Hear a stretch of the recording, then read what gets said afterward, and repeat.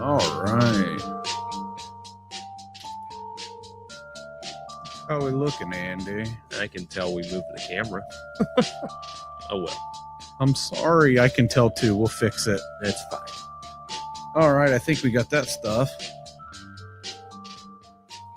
What is happening, folks? Stuff and things. Things and stuff. I am Gary Hardy, and I am Andrew. And we are with Brunner's Lawn and Services, coming to you with this week's Brunner's Bits. Countdown to Labor Day. This week and next week is our last two shows, and then we're going to take like a week break because of Labor Day. An episode break. Yeah. It's not really much, is it? You realize how many shows we've done this year? No. A lot. I don't pay like over 25. Oh, okay. Yeah, we've done a lot of shows. Like, we're starting to be professionals, Andy. We could start our own WHIO channel station, news station. No, I say bad words. Andy and Gary. You got the camera like right in the middle of it. I know it's driving me crazy, but it's okay, Andy. Just let it be. Fine. Just let it be. Nah, I'm not a Beatles fan. When I find myself in times of trouble, I can't sing anymore because it's not copywritten. Or because I don't have copyright. Right. I'll get sued by Michael Jackson's estate. Is he? Yeah. I think Michael Jackson's estate still has it. Yeah. He owned their entire discography, I thought. Yeah. Discography. So, all right. On to things. Breaking news. There it is. There's the music. Breaking news. Current events. All right, so our first current event, Andy, is today was it the death? His birthday. The anniversary of the birthday of Doc Holliday. Yeah, pretty nifty. Hey, Aisha, do you know who Doc Holliday is? No. Doc Holliday, have you ever heard of the movie Tombstone? Have you ever heard of Wyatt Earp? And you're going to be a history teacher. That's like major things in history. Oh, goodness. So Doc Holliday was a dentist that became an outlaw because he developed tuberculosis. Assumption. And he went to Tombstone, Arizona. And I'm sorry, was it Arizona? Mm-hmm. Yeah, Tombstone, Arizona, where he worked with probably one of the most famous deputy sheriffs or marshals of all time, which was Wyatt Earp. You'll learn about him, I'm sure, at some point because it's American history. And then Doc Holliday was part of the shootout at the OK Corral, and he died of what, Andy? Consumption. Yeah, I thought it was alcoholism when you said consumption, but no, it's consumption is how it was the term when you died from tuberculosis back then. Before they knew what TB was. He was only 37. Yeah, 38. Let's look. 36. 36. That's crazy. Mm-hmm. Especially when you told me that the life expectancy back then was only like 39 for men. Yeah. And that has to be like we were talking yesterday because of fever and. Well, yeah, but I mean, I think since I don't know, the Roman era to that time, I think the life expectancy only went up like 5 years. That's just crazy. And then from then to now, it's doubled, if not more. Yeah. Science. Well, I'm already, yeah, so are you, older than the life expectancy. Yeah, I'm done. Yeah, watch your mouth, Andrew. I didn't say anything. I said, I died. So, yeah, birthday, Doc Holliday. Watch the movie. Yeah, there's two of them. You got Tombstone. Wyatt Earp and Tombstone. Watch the movies. It'll teach you everything you need to know. Without the movies, most people wouldn't know who the heck we were talking about. Probably. So I guess tomorrow, our president and the Russian president are meeting in Alaska. Oh, this is my land. No, it's my land. It was mine first. For some reason, America, we think that we can just stop Russia from fighting in the Ukraine or just stop Ukraine from defending itself against Russia. We just need to stay out of it. Say mind your own business. But our current administration thinks that they can do things. So if they can do it, awesome. But yeah, tomorrow they meet in Alaska, and hopefully a ceasefire comes. Let's just solve things like celebrity deathmatch. Get in the ring and whoever's still standing. Duke it out. Yep. Just, I wish. Well, Putin would kick. Putin would kick President Trump's butt. Oh yeah, like very easily, probably. No, he wouldn't because I'm the best fighter. There's a pretty significant height difference and weight difference. Oh, you did it this time, not me. Naughty, naughty. Hey, she'll bleep that out. Bleep it out. My phone rang. The bishop from the Methodist Church is coming to our church today, and they're requesting me there. Coming to America? Yeah. So, but with that being said, there's a meeting in Alaska between Russia and America. Sweet. Things and stuff are happening. They're happening. I do like your little picture there. Did you make that, or was that something you found? Did I make that? I mean, Chat GPT or whatever, but I did not make that. So our next current event, and this is going to sadden you, Andy. Alcohol consumption has decreased to nearly the lowest since 1955. That's not a bad thing. It's not. We're at what are the? It was like 55% or something, 52%, somewhere like that. And last year it was 58%. The year before it was what like do you mean 60. by that? Like, is it like the total number of like people that drink, or just overall consumption of alcohol as a country? I think the overall consumption of alcohol in the country. Yeah, weed's legal. But yeah, switched. America has lowered its alcohol consumption. There you go. Not a bad thing. So, with that being said, let's jump into it, Andy. Also, you got to think like there's lots more crafty things nowadays, and people are probably drinking one or two. Marijuana is legal in Ohio, and that's probably got something to do with it. I think it's legal in like 22 states or 20-some states. Yeah. And I mean, let's face it, alcohol is poison. I don't drink anymore, hardly. I mean, it was hurting my body. Yeah. So, saving my wallet. Drinking all my beer. Today's topic, folks, is the real cost of workplace injuries, because we've had a couple. Should have had Matt sit in for this, or Haley. I tried. I asked Matt, "Hey, you want to sit in on the podcast?" He's out there. I'll go. No, he said he didn't want to. He goes, "No, I'll hurt myself."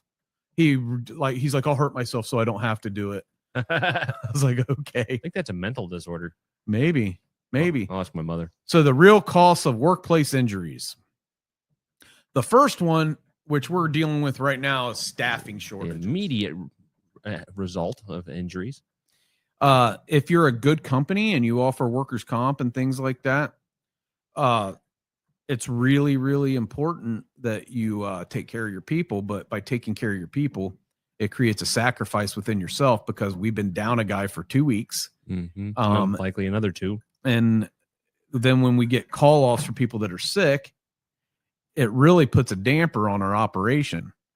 So with that being said, the staffing shortages are really hard to overcome, because you can't just go hire somebody. Fortunately, it's drying out a little bit, so we're skipping some properties, so it's not affecting us as bad as it could. Terrible.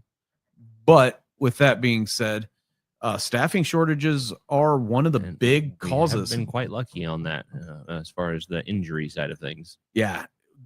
We have. This is the first year in a long time that we've had an extended workplace injury. More than I. From somebody that doesn't call in all the time. Last year we had a workplace injury that cost a couple weeks, but that guy called in at least once or twice a week anyway. So it really wasn't that huge of an effect. But staffing shortages are for sure a huge, huge thing when it comes to the consequences of workplace injuries. A lot of times, especially in this instance, it wasn't anything that was avoidable. I mean, the gentleman found we were walking a new property, and he found a hole while mowing, and then lost control of the mower and hurted himself. So with that being said, the next thing is this doesn't affect you or Josh that often, but the increased administrative tasks that I have when we get a workplace injury, I have to deal with the team member, the doctor, and workers' comp, because now workers' comp wants to come in and do safety education because we have a lost time injury, and they look at that as a serious thing. Because I mean, workplace injuries are awful, so now they're wanting to come in and do like safety trainings or something. I mean, obviously it's up to us if we want to, but with that being said, it's legit. I've probably in the last 2 weeks since our guy's been injured from his hitting a hole with a mower and the mower flipping back and falling on his foot, the tire. Because of that, I've had to probably spend a good 5 to 10 hours extra of stuff that I shouldn't have had to do. And then last week we had a car drive next to one of our mowers and our mower ran into it. I don't know. They didn't drive next to it. They tried to pass him and then they became friends. The first time in years, if at all, there's been a vehicle instance. So we're fortunate that we didn't get a workplace injury there, but add that in to the other dealing with our other injury, and like that's 10 hours that I should be working on marketing or sales or this or that or that or this and that, or, this and that. or that. I mean, I don't do that anyway. So there's a lot of increased administrative tasks. Indeed. If you're looking for a company that takes care of its people, you can give Brunner's Lawn and Services a call at 937-681-4859. If we hurt your property or we hurt your people or we hurt our people, we take care of it. We hold ourselves accountable. Why? Because we're dependable.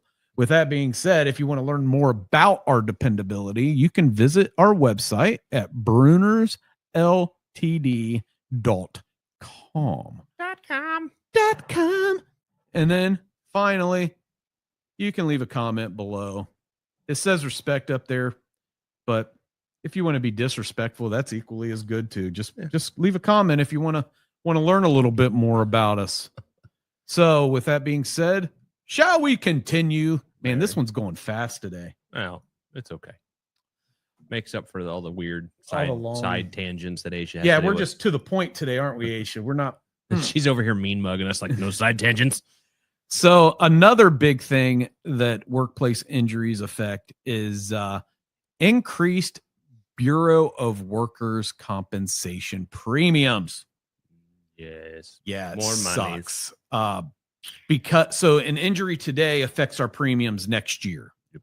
So with that being said, I don't know what the effects are going to be. Our workers' comp just finally went down. We had finally gotten off of probation from about 5 or 6 years ago where we had a couple injuries all in a row. 3 people right back to back. And this year we have 2 of them were ankle issues where they just one guy stepped off a trailer tailgate and messed himself up. Another guy I think may have stepped off into a hole or off of a mower. It was something like that. But we've also had guy cut his leg with a hedge trimmer or his foot with a mower blade. And Chris M did his leg, and then Dane did his, and his safety toes didn't help the side of his foot. They didn't help the side of his foot at all. So you're not supposed to stick your foot underneath the running mower. It's not really proper operating practices. Really? No, you don't want to do that. But with that creates increased BWC claims, which is why they want to come in and do safety stuff. We do safety training on our own anyhow. So, and we have Haley. Well, right. She's a 40-hour OSHA certified, which is pretty legit. I have a wall of shame over there. Like when a gentleman that worked for us at one point ran over a parking cone. I nailed the parking cone to the wall and said, "Do not run over trash," and other things like that. If I had Dane's boot, I would have nailed that to the wall. Yeah. I've had workplace injuries, my back. I just don't claim it. I pulled a bush out once and thought I died.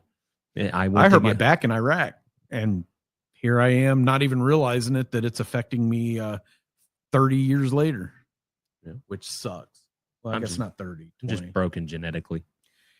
Yeah, your foot is what fused together. Oh yeah, with 2 surgeries, big screw. What was wrong with it? Calcaneal navicular tarsal coalitions.